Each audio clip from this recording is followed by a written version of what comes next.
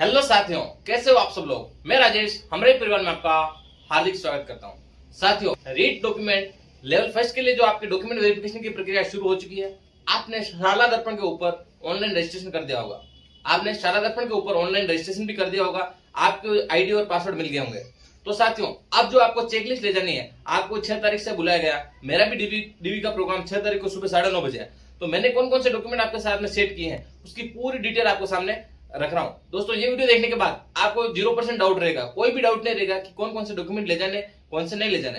तो आइए सबसे पहले बात करते हैं ऑनलाइन आवेदन की। दोस्तों, चेकलिस्ट की बात करें तो ये जो पुराने वाली चेकलिस्ट है जिसके अंदर 43 पॉइंट थे, लेकिन दोस्तों आपको नवीनतम चेकलिस्ट आ गई है जिसमें 35 पॉइंट है।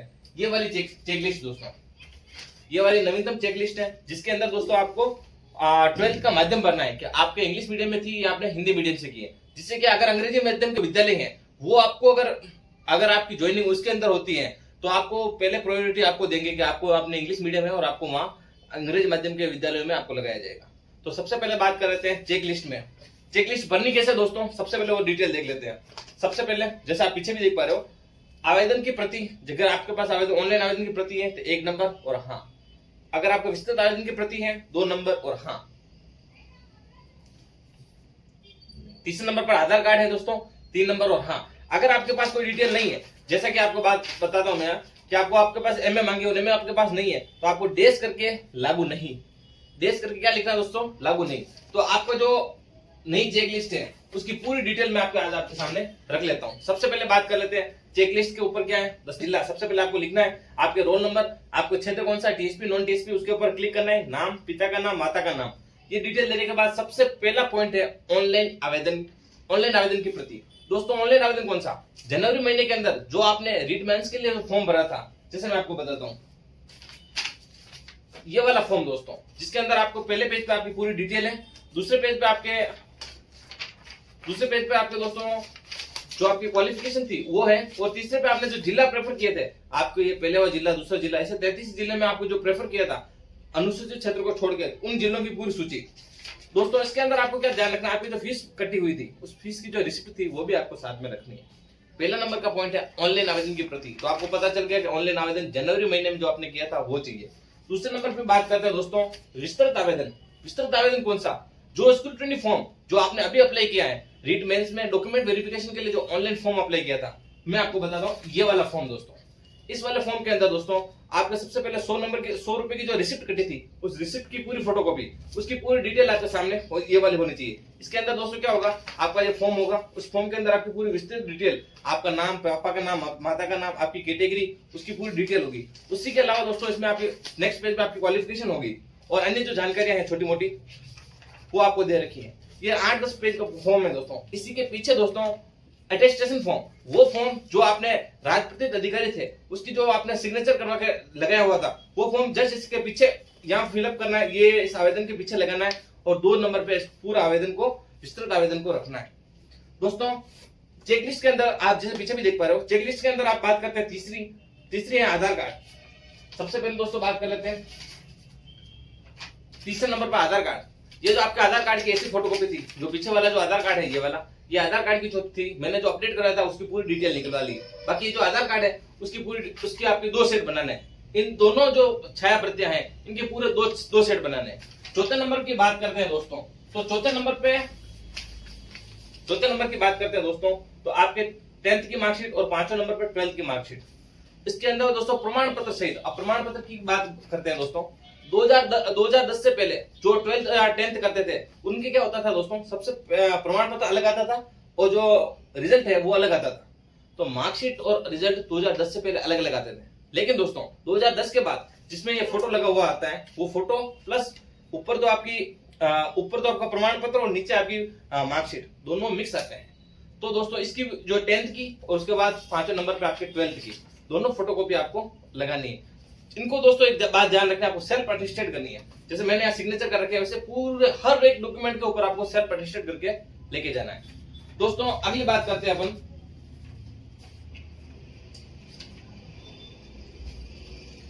6 नंबर की बात करते हैं। तो आपके जो 12th हुई थी, 12th में आपके कितने नंबर का पूरा था, कितने प्रतिशत बने और कितनी डिटेल थी वो 6 नंबर पे आपको करनी है। 7वें में आपने स्नातक।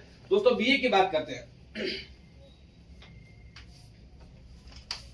7वें नंबर की बात करें दोस्तों, स्नातक के समकक्ष अगर आपने बीए किया है, अगर आप साइंस फील्ड से हैं, अगर यहाँ आप आर्ट्स, साइंस या कॉमर्स किस फील्ड से बिलोंग करते हैं, आपने बीए, बीसीए, बीकॉम क्या किया है, उसकी पूरी डिटेल आपको यहाँ भरनी है 7वें नंबर पे।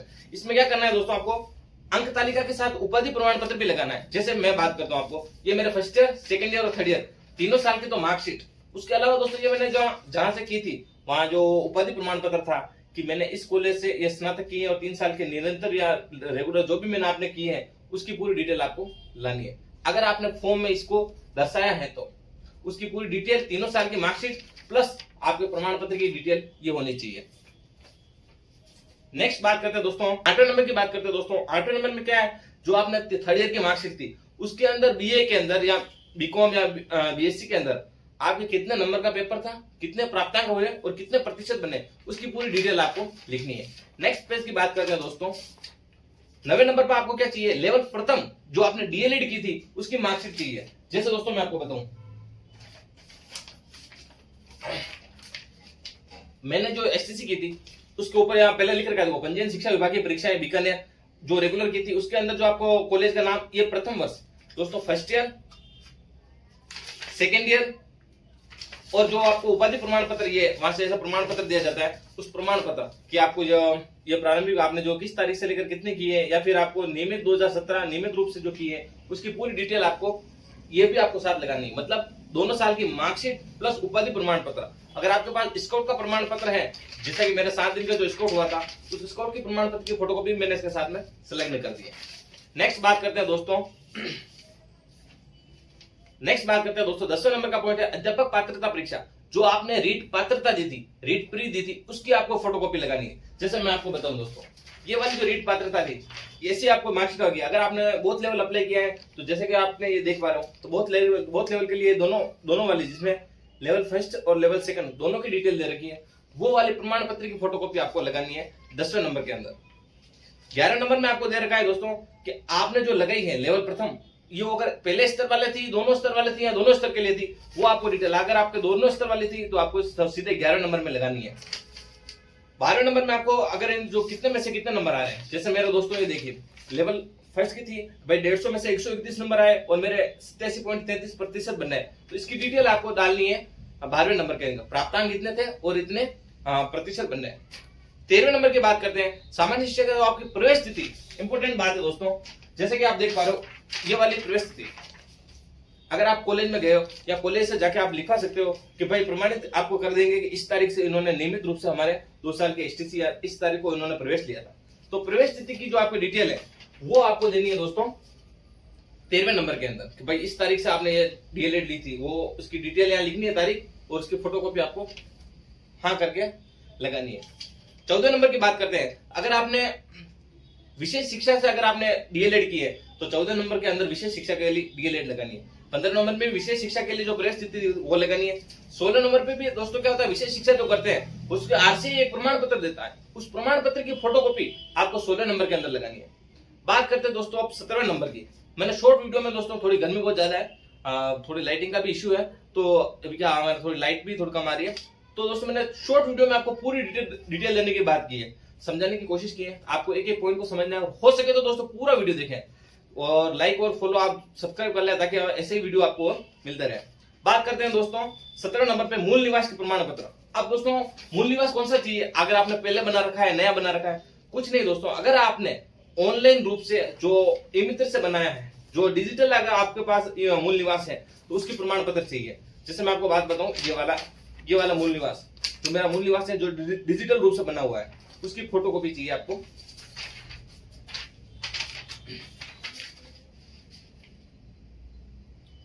सत्रहवें नंबर के अंदर मूल निवास की आपको फोटोकॉपी चाहिए। अब बात करते हैं 18 नंबर का। अगर आप टीएसपी क्षेत्र से हैं तो अलग मूल निवास बनता है, टीएसपी का विशेष क्षेत्र का, वो आपको 18 नंबर में दर्शाना है।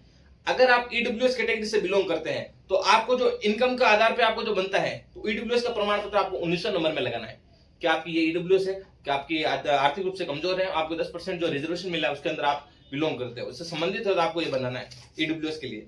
20वें नंबर की बात करें तो जाति प्रमाण पत्र चाहिए जो अन्य पिछड़ा वर्ग अति मतलब SC ST OBC के हैं या जो सहरिया जाति के हैं उनके लिए जो जाति प्रमाण पत्र बनता है, जैसे कि आप ये देख पा रहे हो आप, ये वाला जो जाति प्रमाण पत्र जो डिजिटल रूप से बना हुआ है, अगर आपकी कैटेगरी SC और ST से संबंधित है तब तो आपको नो फिगर कोई नहीं कभी भी बनाया हो, लेकिन डिजिटल होना चाहिए वो प्रमाण पत्र है, भले आपसे 5 साल पहले बनाया हुआ वो डिजिटल SC और ST में वैलिड है।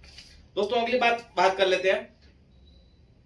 21वें नंबर का पॉइंट ये है कि अगर आप ओबीसी कैटेगरी से बिलोंग करते हो या फिर ईडब्ल्यूएस कैटेगरी से बिलोंग करते हो, उसके अंदर क्या होता है दोस्तों कि जो आप एक निश्चित समय के अंदर आपको ये जाति प्रमाण पत्र बनाया हुआ होना चाहिए।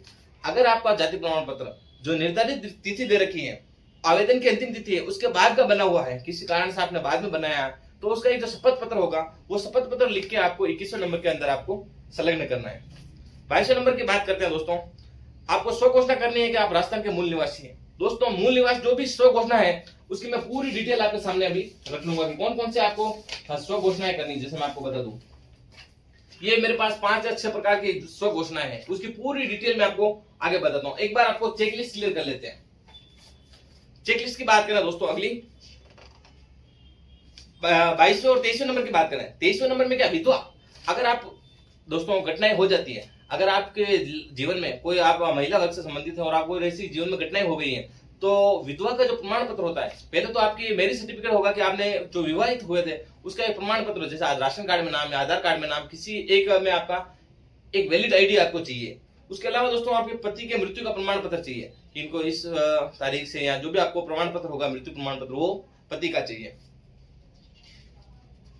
और दोस्तों आपको पुनर्विवाह नहीं करने का एक साक्ष्य देना होगा कि भाई मैंने अभी तक आवेदन तक मैंने कोई पुनर्विवाह वापस नहीं किया है और मैं इस कोटे से संबंधित रखती हूँ, विधवा कोटे से। 24वें नंबर में बात करें विवाह परिच्छेद। अगर आपका तलाक हो चुका है, किसी कारण से आपने संबंध विच्छेद हो चुका है, तो कोर्ट की डिग्री आती है सर दोस्तों, जो डिग्री होते हैं उसे डिग्री कहते हैं, उस डिग्री की आपको प्रमाणित फोटोकॉपी आपको 24वें नंबर में लगानी है। 25 में संतान संबंधी स्व घोषणा। 26 में विवाहित और अविवाहित दोनों के लिए दोस्तों ये घोषणा पत्र लगेगा। 27वें और 28 में भूतपूर्व सैनिक है। 29 में उत्कृष्ट खिलाड़ी है। 30 में दिव्यांग श्रेणी का जो प्रमाण पत्र होता है, निःशक्तता प्रमाण पत्र, वो चाहिए दोस्तों। 31 में आपराधिक प्रमाण पत्र है तो एफआईआर की फोटोकॉपी चाहिए। 32 की बात करें तो राजकीय सेवा उपक्रम में अगर आप कार्यरत, एनओसी लगती है दोस्तों, तो भाई इस विभाग से मुझे किसी प्रकार की कोई संभावना मतलब कोई आपत्ति नहीं है, तो अनापत्ति प्रमाण पत्र एक एनओसी लगती है, वो आपको चाहिए 32वें नंबर में। 33वें नंबर में अगर आप 2.5 लाख से कम आय भरी है तो आपको इनकम सर्टिफिकेट चाहिए, वो जो 4 पेज का राजप्रति 2 गजेटेड अधिकारी के सिग्नेचर वाला 4 पेज वाला आय प्रमाण पत्र चाहिए। 34वें नंबर की बात करें तो शैक्षिक एवं प्रशिक्षिक योग्यताओं के संबंध में स्व घोषणा, जो मैं आपके सामने अभी बताने वाला हूँ। और 35वें में इंपोर्टेंट, सबसे मोस्ट इंपोर्टेंट बात है 35वें नंबर में दोस्तों क्या लिख रखा है, अंतिम शिक्षण संस्थान द्वारा प्रदत्त चरित्र प्रमाण पत्र। दोस्तों जैसे मैंने अभी बीएड रेगुलर की थी और मैंने बीएड ऑनलाइन आवेदन में शो कर रखी है, तो मैंने जहां से रेगुलर बीएड की थी वहां से तो मैंने ये कैरेक्टर सर्टिफिकेट ले आया, उसकी पूरी फोटोकॉपी मैंने लगा दी भाई, ये इन्होंने लिख के भी दे दिया और मैंने सेल्फ अटेस्टेड भी कर दी। लेकिन दोस्तों यहाँ एक चीज इंपोर्टेंट ध्यान रखें, यहाँ एवं लिख रखा है, एवं का अर्थ होता है और ना कि अथवा लिख रखा है, या नहीं लिख रखा है दोस्तों, एवं लिख रखा है। यानी आपको दोस्तों क्या करना है, 2 राजप्रतिनिधि अधिकारियों के हस्ताक्षरित जो चरित्र प्रमाण पत्र होता है उसकी डिटेल भी देखनी है। जैसे दोस्तों मैं बताऊं आपको, इस तरीका का एक लेना है आपको, फोटो हो नहीं हो कोई इश्यू नहीं है, वहां आपको ये डिटेल भर के इसके मैं आपको टेलीग्राम पे पीडीएफ अवेलेबल करवा दूंगा कि आपको बताया कि ये इनका नाम है, पिता का नाम ये है, निवासी और मैं व्यक्तिगत रूप से जानता हूँ, और उनकी डिटेल और उनका छाप लगानी है यहाँ पर दोस्तों। ऐसे 2 आपको बनाने हैं, 2 ऐसे चरित्र प्रमाण पत्र बनाने हैं दोस्तों। अब बात कर लेते हैं अपन स्व घोषणा प्रमाण पत्र। उसके अलावा दोस्तों जो आपकी ये सामान्य सी जानकारियां हैं वो बनानी है। यहाँ दोस्तों क्या दे रखा है मैं आपको बताऊं, यहाँ पीछे भी जो घोषणा दे रखी है उनको भी भरना है, लेकिन दोस्तों आपको क्या करना है, आपको एक सिंगल अलग अलग पेज पे बनाना है, क्योंकि दोस्तों यहाँ लिखा रखा है, आप यहाँ इनको पढ़ेंगे ध्यान से तो यहाँ एक लिख रखा है कि सादे कागज पर टाइप करें, स्पष्ट लिख रखा है। तो आपको क्या करना है दोस्तों, ऐसे स्व घोषणा लेनी है। मैंने आपके सामने इसकी पूरी डिटेल ले ली। सबसे पहले बात कर लेते हैं स्व घोषणा। दहेज नहीं लूंगा मैं, किसी प्रकार का कोई दहेज नहीं लूंगा, उसके आपको ये इस टाइप का एक सादे पेज पे लिखवा लेना है दोस्तों। अब बात करते हैं शैक्षिक एवं प्रशिक्षिक योग्यता के संबंध में स्व घोषणा। उसके अलावा दोस्तों बात करते हैं अपन आपराधिक रिकॉर्ड न होने के संबंध में स्व घोषणा, तो मेरे ऊपर कोई आपराधिक रिकॉर्ड नहीं है। मूल निवास के संबंध में स्व घोषणा, और दोस्तों संतान संबंधी भाई मेरे इस नियम के अकॉर्डिंग मेरे 2 संतान से ज्यादा नहीं है और अविवाहित हूं तो मैं आज के बाद इतने संतान से ज्यादा नहीं होगी, इसकी पूरी डिटेल। और धूम्रपान नहीं करने का भी एक प्रमाण पत्र, अगर वो चाहिए मांगे तो ये भी आपको दे देना है। तो साथियों, मैंने आपको जो बताया, मैंने जो चेकलिस्ट बनाई थी, मैंने जो पूरा डिटेल आपके सामने जो बताया था, वो पूरी डिटेल मैंने आपको बताई है कि मैंने ऑनलाइन आवेदन किया, कौन कौन से रखे हैं। दोस्तों इस पूरे वीडियो के लेकर, एक तो गर्मी बहुत है और आप एक सब्सक्राइबर नहीं कर रहे हो, सब्सक्राइब जरूर कर ले चैनल को, ताकि मुझे ऐसे ही मोटिवेशन मिलता रहे और मैं इतने बिजी शेड्यूल में होते हुए भी आपके लिए जो वीडियो है निरंतर लाता रहूं। थैंक यू दोस्तों, हमारे ही परिवार से जुड़ने के लिए आपका बहुत बहुत धन्यवाद। Thank you.